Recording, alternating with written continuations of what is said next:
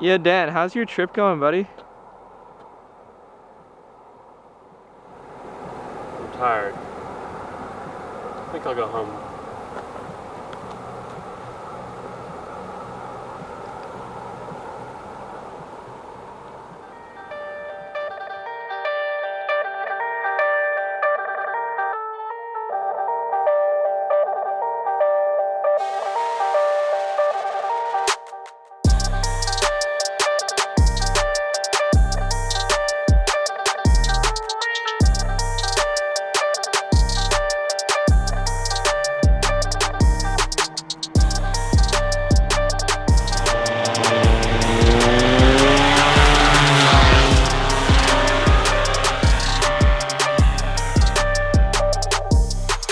So we're about halfway through our out west trip, and I can't say that this trip has happened without a hitch or without any frustrations. First of all, biggest frustration was I forgot the adapter to actually record video to the GoPro while I'm flying. So pretty much none of these locations I can film like an actual vlog, which is really upsetting to me, and it caused a lot of stress, and I was like really bummed out about that. The other thing that's been kind of frustrating is the diesel heater in the van kept not working. So there was a diesel heater in it when I bought it. Ross installed that. It stopped working for some reason. So then I bought an entirely new one, and then I installed it wrong and it didn't work. But then I fixed that problem and then it still didn't work. So we took it apart and it worked for a day, and then I lost power and then it stopped working again. And finally I just sprayed some brake parts cleaner up the fuel line and it's working, I think. Those two things combined have made this trip kind of frustrating. But overall, this has probably been one of the most life-changing experiences of my life, up there with flying, just being out here in the West.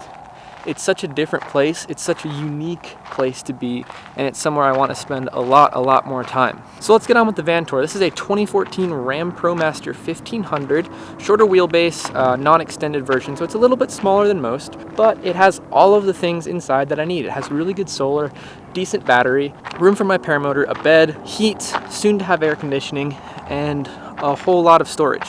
It also gets about 18 miles per gallon, which is super awesome compared to towing a trailer. Let's do a little walkthrough. So generally the paramotor will be stored right here. Now, right now I have this box from the USPS that holds all my shoes and sometimes wet socks. I bought these curtains at Walmart as insulation to keep the cold air from the cabin uninsulated out from the living space over here. Moving right along here, we have the kitchen space. So I have an induction cooktop, I have a sink with 7 gallons of fresh water, and I usually keep my kettle right up here. It's a nice hardwood table, you can kind of cook on it, and it's super useful. Up top right here is my first storage. Not too organized, to keep some paper towel and some camera bits up here, as well as my pots and pans. And then down below in this cabinet, I have a lot of the food stuff. So forks, plates, knives, spoons, bowls, cups, some bread, coffee things, of course. So these are the cabinets up here. So down below are these drawers. Now, this is pretty much my junk drawer. I keep just knives and some paper towels and my coffee scale in there. The drawer below it is kind of like the medicine cabinet. It's got my vitamins, it's got toothpaste, hair comb, and some GoPro accessories. Below that is kind of the pantry. So in the pantry is all sorts of fun stuff, like really good coffee, oatmeal, peanut butter. I got both Jif and Peter Pan, kind of testing all the flavors here. Of course, I got some Tony Chachere's, as well as some teas to put inside here in case I want to make some tea. Finally, in the bottom drawer, I have some cleaning supplies as well as dry foods such as pasta, cup o' noodles, Huel and Soylent respectively, and some matcha. Got a great deal on this matcha online. Next up, we have this fridge right here. Slides out, and we have this nice Dometic 12-volt fridge inside of which I can keep eggs. You know, anything that needs to be cold stays in the refrigerator because that's what it does. It keeps things cold. Finally, for the kitchen, I have a nice little microwave. It's not super powerful, but it will run off the solar and the battery, so in a pinch you can always make microwave food, which is super, super convenient. On to the bed area, there's a lot of storage over here that I have to talk about. So number one, I have my clothes set up right over my head in these two cabinets. I have shirts and socks as well as pants up in the top one. Now over here on this side, on the foot side of the bed is kind of some general storage. So I keep all my helmets up top as well as hats and some other spare things like a toolkit and another camera. And down here though, this is kind of like the parts store. So I keep these drawers here that have all sorts of things organized. So I have some hand tools down here like Allen keys.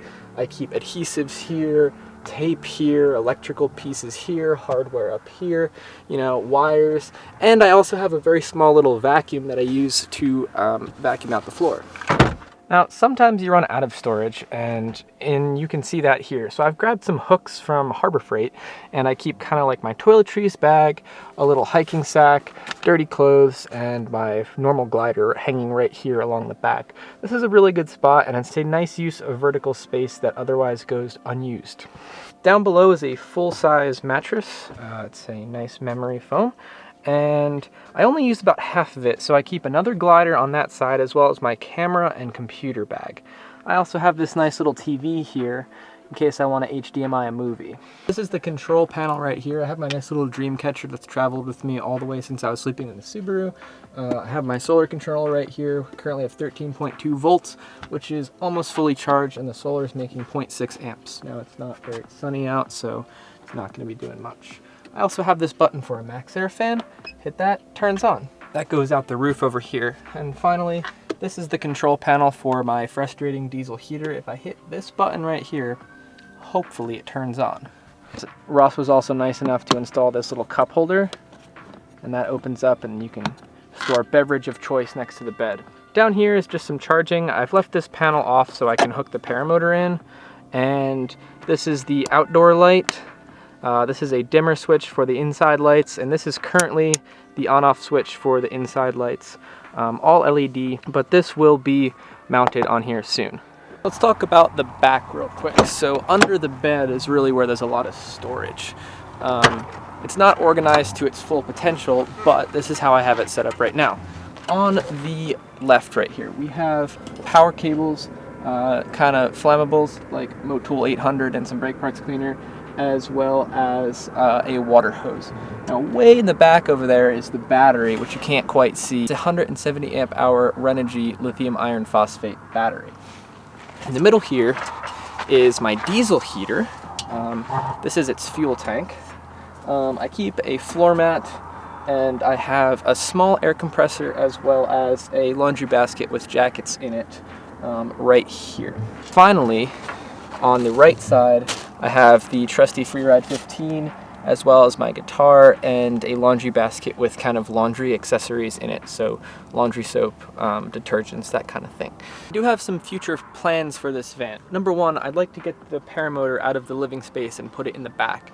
And to do that, I'm going to have to shorten the bed, make it a twin bed, and make just enough room for the paramotor to sneak under that right back there. And that would be absolutely ideal for a countertop. Right about here. A lot of vans do this. They put a counter in the door, and you can actually put your stove or a bigger fridge right here and get a lot more storage and a lot more livable, usable counter space. So that's really all I got for the van tour. I hope you guys enjoyed this style of video, and I'm hoping to do a lot more van life style videos where I go out on a little trip and we just kind of talk about everything I'm doing with the van, as well as do a little bit of flying. I recently met who did I meet? I met Living the Van Life at a Maverick in Moab, and he was really inspiring, so go check that out if you're looking for some more van life content. I hope the viewers of this channel do like the van life content as well. I am so out of breath here, just speaking. Until the next one, thank you so much for watching. I hope you understand my difficulties, struggles, and frustrations on this trip. It's been quite the lesson in overcoming adversity and just kind of living in the moment and understanding how pretty this is and not letting the small things get you down. So thank you all so much for watching. I hope you have an amazing day. Until next time, fly good, fly safe, please don't suck, and do anything sketchy.